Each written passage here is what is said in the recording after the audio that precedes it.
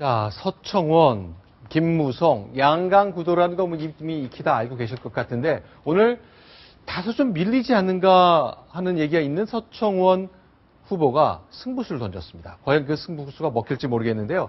직접 얘기하는 그 영상 보시면서 얘기 나눠보겠습니다. 영상 보겠습니다.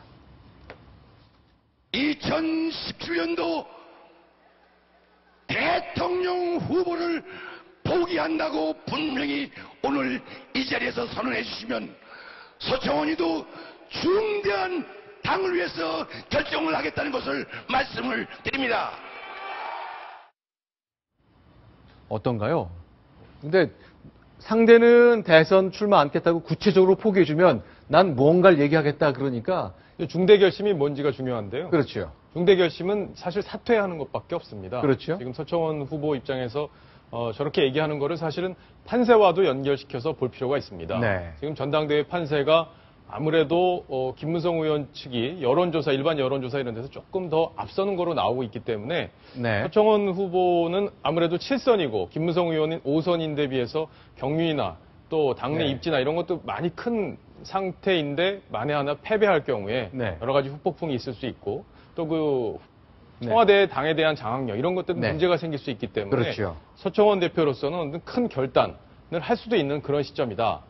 근데 지금 화면에도 나가고 있습니다만 그 얘기에 대해서 김무성 의원이 당장 아니 굳이 서 후보가 저 아니라는데 대권 주자로 불러줘서 감사하다. 그런데 나는 대권 생각이 전혀 없다. 이렇게 얘기를 했거든요. 아니 전혀 없다고는 안 그랬고 저기 자막을 보시면 네, 아직 대권 생각이 전혀 없다 이렇게 돼 있죠. 오늘 아직이 현재로서는 중요합니다. 아직. 없다. 예. 근데 어쨌든 아직 이 대권 생각이 없다 했으면 어쨌든 이거에 대해서 답을 받은 서청원 의원도 뭔가 중대한 결심에 대해서 추가로 뭘 내놔야 되는 거 아닙니까? 아니요, 저 말은 원론적인 말입니다. 정치인들이 흔히 하는 아주 원론적인 말이고 네. 지금 정치 상황이 어떻게 돌아갈지도 모르는 상황에서 네.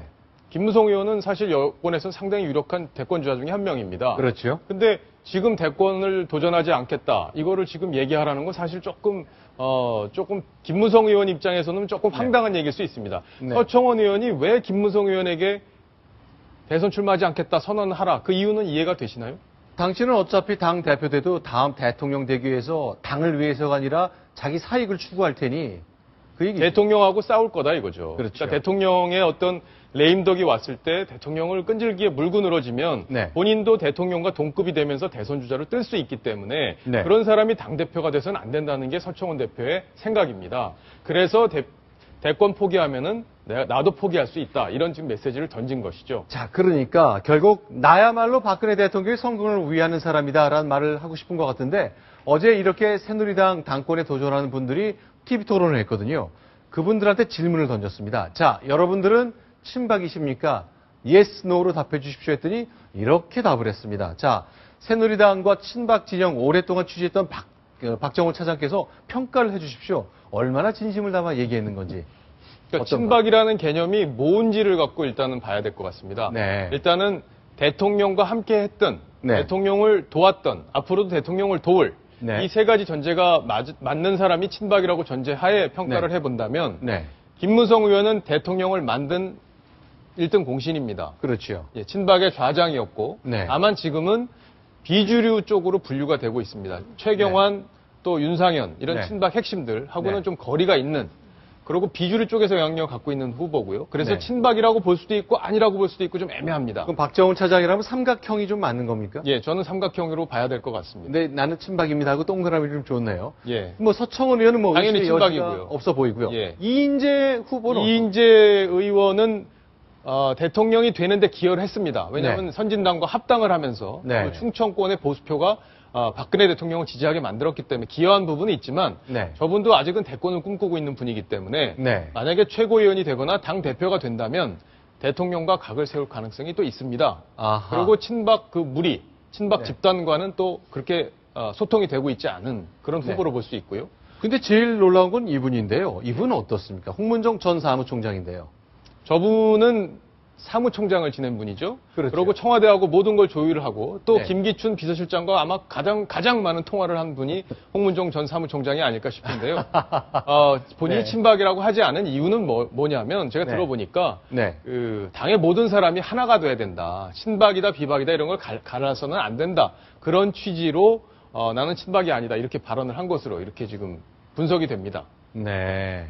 결국 답하고 네. 실제 친박하고는 상당한 거리가 있다 이런 얘기네요. 알아서 이제 유권자들 또 후보를 지지하는 사람들이 평가를 하면 되는 거고요. 그런데 제가 좀 궁금한 거는 네. 새누리당의 대표를 뽑는데 네.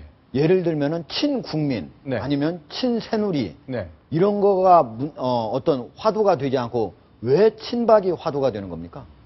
그게 실제로 그 표를 찍는 당원들한테 그렇게 큰 영향을 주지 않기 때문이에요.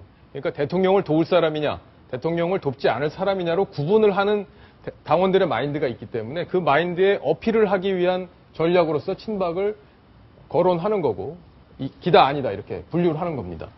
그리고 네. 마지막에 있는 저 김태호 의원은 세모를 해놨는데요. 네. 저분은 어쨌든 그 유력한 새누리당의 차기 네. 주자 중에 한 명이고 네, 네. 또 저분도 얼마든지 대권을 노릴 수 있는 분이기 때문에 네. 다만 대통령을 충분히 내가 서포트하겠다는 의지를 밝히는 차원에서 아마 세모를 한 게 아닌가 싶습니다. 이명박 대통령이 젊은 총리 하십시오라고 낙점을 한번 찍었었는데 친이 쪽에 가깝다 그럼 좀 본인이 반발할까요?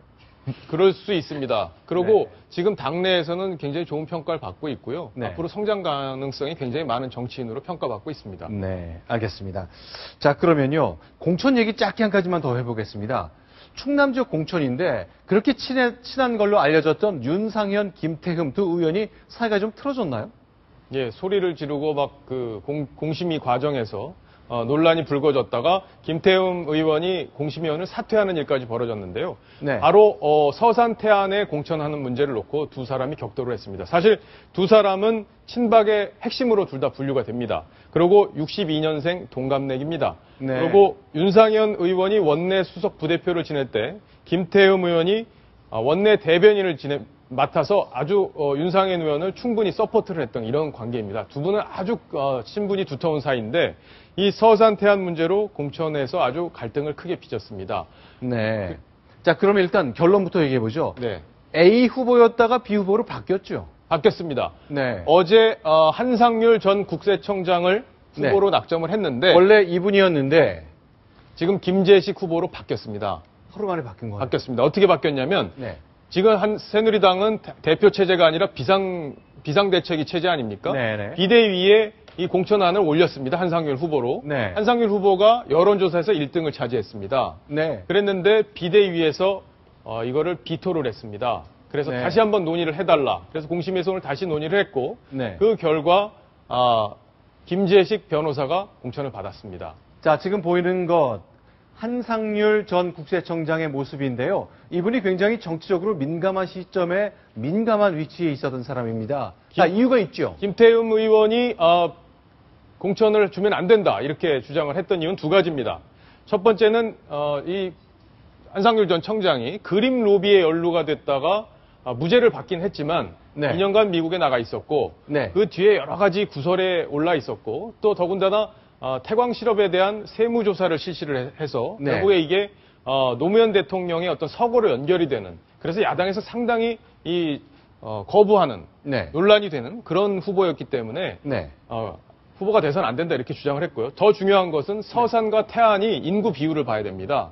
그래서 서산은 16만이고 태안은 6만이기 때문에 네. 태안 출신인 한상률 전 청장을 공천하면 안 된다 이렇게 주장을 했던 것이죠. 자, 그러면요. 친했던 윤상현, 김태흠이 싸웠습니다. 그 이유는 한상률 공천 때문인데 과거 이런 그림 로비 전력이 있다지만 일단 무죄가 났거든요.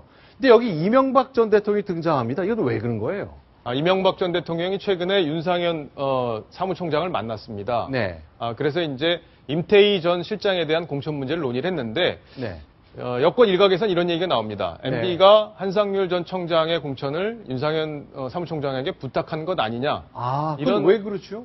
왜 아. 특정인 공천을 부탁할 이유가 있나요? 그러니까 MB 때 한상률 전 청장이 연임을 했어요. 원래 네. 노무현 정권에서 임명된 청장인데 MB 정권에서 연임이 됐습니다. 그래서 네. 이제 MB와 여러 가지 호흡을 맞춘 그런 인물이었기 때문에 네. 공천을 좀 챙긴 게 아니냐 이런 해석이 나왔었습니다. 아, 자, 이명박 대통령이 윤상현 사무총장을 만났다. 그 어떤 이유인지 모르겠지만 그 직후에 한상률 전 국세청장이 공천을 받았다. 그런데 다툼 후에 공천 결과가 하루 만에 바뀌었다.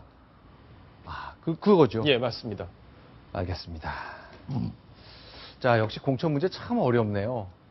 요즘 저 공천을 정말 하루 만에 결과가 바뀌기도 하고 지역구가 바뀌기도 하고 뭐 이런 다양한 일들이 벌어지는데 역시 한상률 공천 문제도 다양한 힘겨루기가 있은 후에 결과가 바뀌었다는 것을 정리해 봤습니다.